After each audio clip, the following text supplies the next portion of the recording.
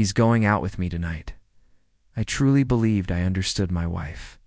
14 years side by side. I thought I could read her emotions, interpret her quiet moments, recognize the woman I had built my entire life around. But that evening dismantled every certainty I had. It was an ordinary Tuesday. I sat on the couch with my headphones on, absorbed in quarterly reports, following the same routine I'd followed countless times before. Nothing felt unusual until Clara stepped into the doorway. Her body was tense, as if she had practiced this moment in advance. She avoided my gaze completely.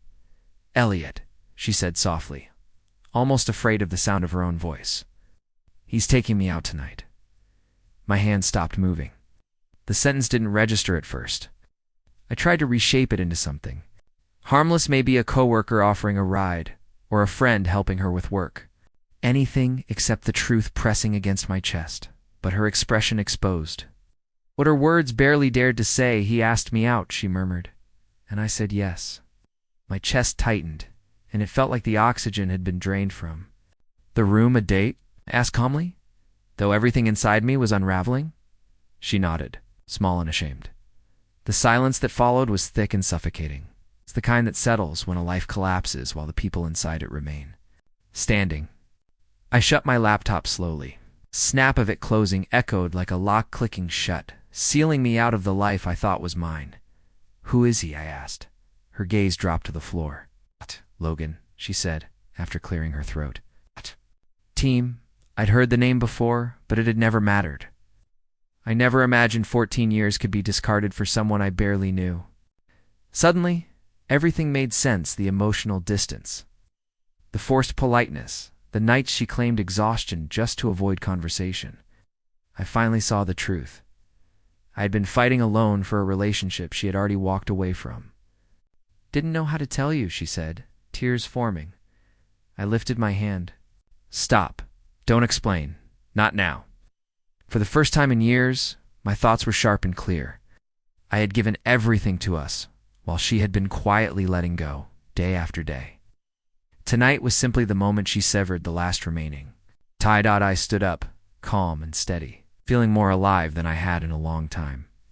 "I'm not ending my life just because you ended your love for me." Her eyes widened, stunned, but I turned away before she could respond. I went into the bedroom, pulled out my overnight bag, and packed only what mattered: my toothbrush, fresh clothes, my wallet, and the version of myself I nearly lost. At the door, I looked back once. There was no anger, no pleading, no visible hurt, only understanding. Then I left. The night air was cold and sharp, like a cleansing shock. Honest, necessary.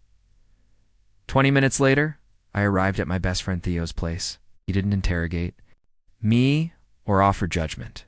He gave me silence, space, and a couch where I could finally breathe again.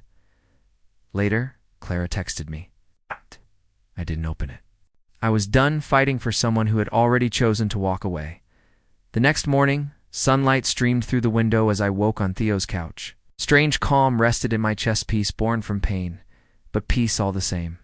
We sat outside, drinking coffee in the crisp air. "You going to be okay?" Theo asked. "I will," I replied. "I just need to fix a few things." "Things with her?" "No," I said. "With myself." When I returned home that afternoon, the house felt unfamiliar, yet lighter. Clara wasn't there. I opened her closet, looked at the neatly arranged clothes, then closed it again. There was no grief, no rage, just acceptance. I finally read the message she'd sent the night before. "Elliot, please, we need to talk." The desperation was obvious. She was finally facing the outcome of her decision. I took a breath and replied, "Don't have anything to say right now. I need time. Please respect that."